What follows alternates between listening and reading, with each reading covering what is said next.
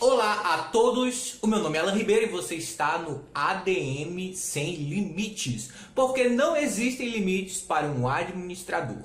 E hoje nós vamos dar continuidade à nossa aula sobre administração científica, o nosso curso de administração científica, sobre ORT, Organização Racional do Trabalho. Nós vamos falar hoje sobre um dos tópicos da ORT, que é a análise do trabalho.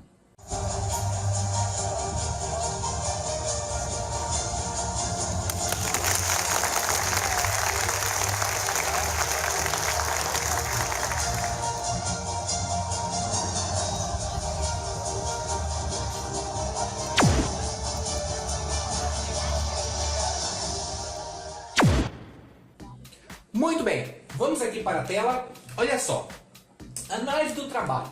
Basicamente, a análise do trabalho, ela diz respeito a estudo de tempos e movimentos, ok? Então, o que acontecia? O que acontecia antes? Acontecia o seguinte, o trabalhador fazia o trabalho dele de acordo com o que ele achava, com o que ele pensava, da forma que ele achava que seria a melhor forma. No entanto, essa forma de fazer o trabalho dele, cada um fazia do seu jeito, então não tinha eficiência, porque cada um pensava que poderia fazer de um jeito e cada um fazia com seus próprios métodos, com seu próprio tempo. Não existia uma eficiência naquilo, cada um podia até fazer corpo mole se quisesse. Então, quando Taylor veio e implantou a administração científica, mostrou novos estudos, novas ideias, o que aconteceu? Agora o trabalho precisava ser um trabalho racional. Então, era preciso fazer uma análise daquele trabalho para saber como ele poderia ser feito da melhor maneira. E essa análise do trabalho tinha como um ponto-chave o estudo de tempos e movimentos. Quer dizer, estudar quais movimentos são necessários para fazer aquele trabalho e quanto tempo vai levar para fazer aquele trabalho. Vamos entender isso melhor. Ok, estudo de tempos e movimentos, também conhecido como Motion Time Study. Então olha só, o que acontecia no estudo de tempo e movimento? O objetivo era fazer o trabalho ser executado de maneira melhor. Mas o que vinha a ser isso, né? Significava o seguinte, que haveria uma divisão e uma subdivisão de movimentos. Haveria uma decomposição das tarefas e subtarefas ou em subtarefas, né? Como por exemplo, eliminando movimentos desnecessários, simplificando movimentos que poderiam ser feitos de maneira mais rápida, de maneira mais simplória para ter melhor eficiência e calculando o tempo que esses movimentos deveriam ser lançados. Como assim? Olha só, veja bem, o que acontecia antes? O trabalho era basicamente nas fábricas. Então, o que era o trabalho naquela época? Era apertar parafuso, folgar parafuso, colocar peça no lugar, colocar peça no outro, levantar, carregar, descarregar. Eram trabalhos braçais que os operários faziam. Então a análise do trabalho se dava basicamente sobre esse trabalho braçal e como ele poderia ser feito de maneira melhor. Então estudar a maneira, os movimentos que ele fazia, por exemplo, como um pedreiro, se um pedreiro for fazer um trabalho na sua casa, ele vai ter que colocar o tijolo, vai ter que carregar cimento, vai ter que bater a massa do cimento, ele vai ter que fazer um monte de movimentos ali. E esses movimentos, dependendo de como ele é feito, pode se fazer o trabalho daquele pedreiro ser mais rápido ou pode se fazer o trabalho ser mais lento. A ideia de Taylor era o seguinte, vamos estudar, vamos analisar o trabalho, por isso a análise do trabalho, vamos analisar o trabalho desse cara, vamos fazer com que os movimentos que ele faz para executar esse trabalho sejam melhores. Se tiver um movimento desnecessário, a gente elimina ele. Se tiver um movimento que pode ser simplificado, a gente simplifica. Tudo isso era para tentar estabelecer uma coisa que era chamada de tempo padrão, ok? O tempo padrão, basicamente, era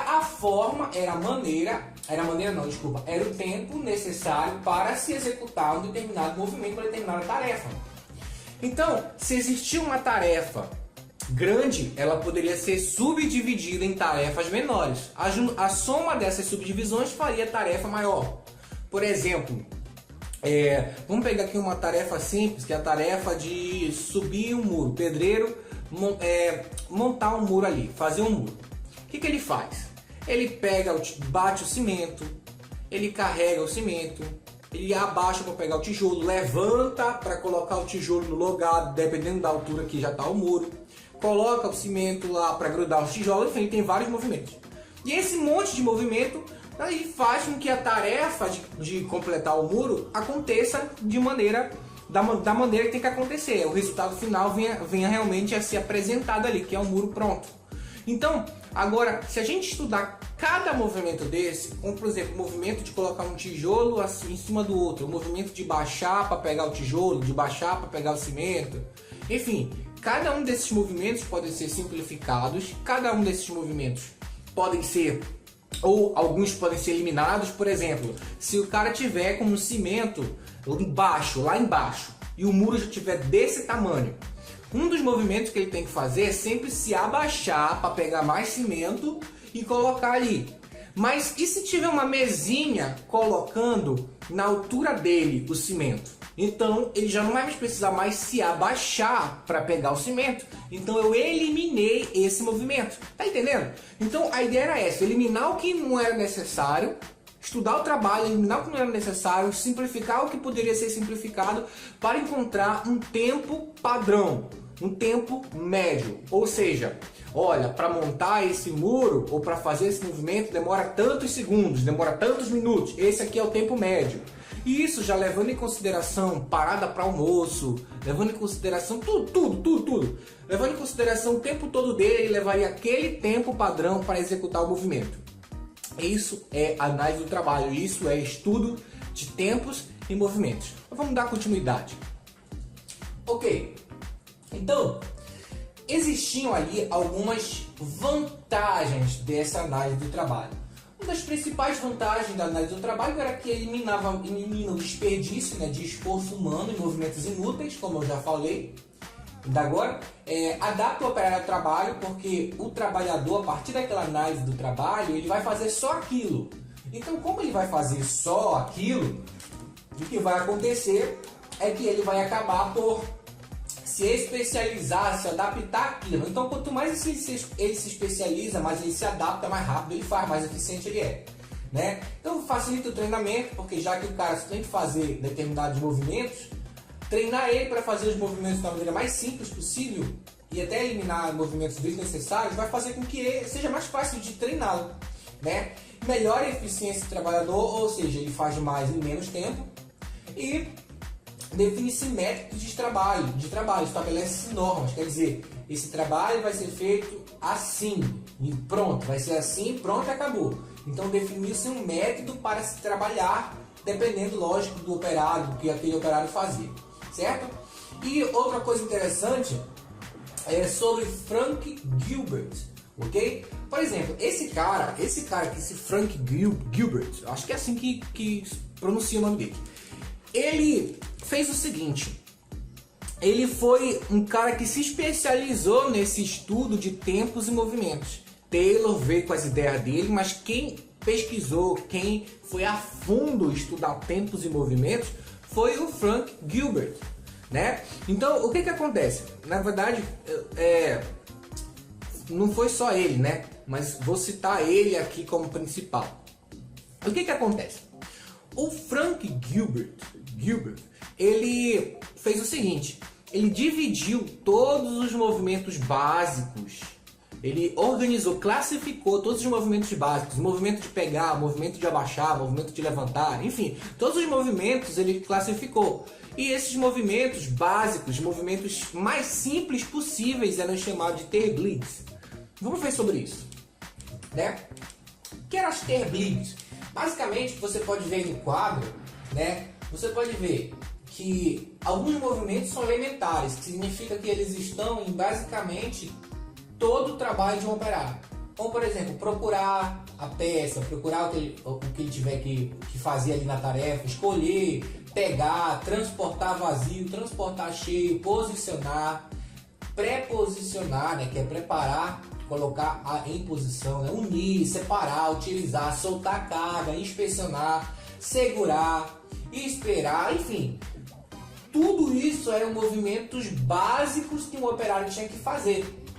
Então, esses movimentos básicos, que ele organizou em 17 movimentos, são chamados de Terbligs ou Verbligs, como você quiser chamar, né? E essas Terbligs normalmente são um movimento básico da administração científica. Tá errado aqui o slide, depois eu conserto, o movimento básico, mas é um movimento básico da administração científica. Que basicamente, o que acontece? O operário, como eu falei para você, ele tinha que fazer determinadas coisas ali, determinado trabalho, determinadas tarefas que eram relativos a uma fábrica. Então, os estudos foram relativos, esse estudo da análise do trabalho foi relativo à análise do trabalho do operário, não do trabalhador de hoje, que tem que ficar no computador e tal, não é a mesma coisa.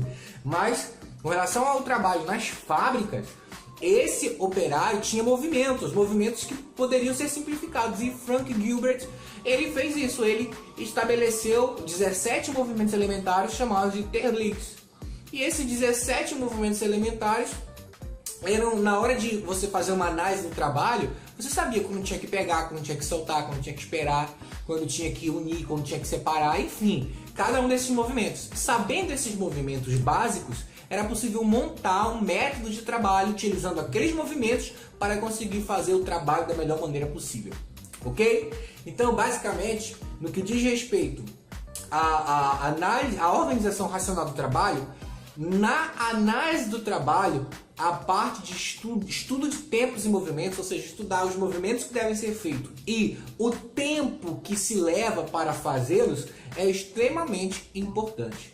Ok? E basicamente tudo que foi falado aqui é o que você precisa saber sobre a análise do trabalho. Se cair alguma coisa numa questão, numa prova, no concurso, você só com esse conhecimento que eu acabei de te passar sobre a análise do trabalho consegue se dar muito bem. Ok? Então é isso e vamos continuar com o curso. Na próxima aula vamos falar sobre mais um tópico da organização racional do trabalho. E eu espero que você esteja gostando. Comenta aí embaixo o que você está achando dessas aulas. E se inscreva no canal. E nunca se esqueça, não existem limites para um administrador.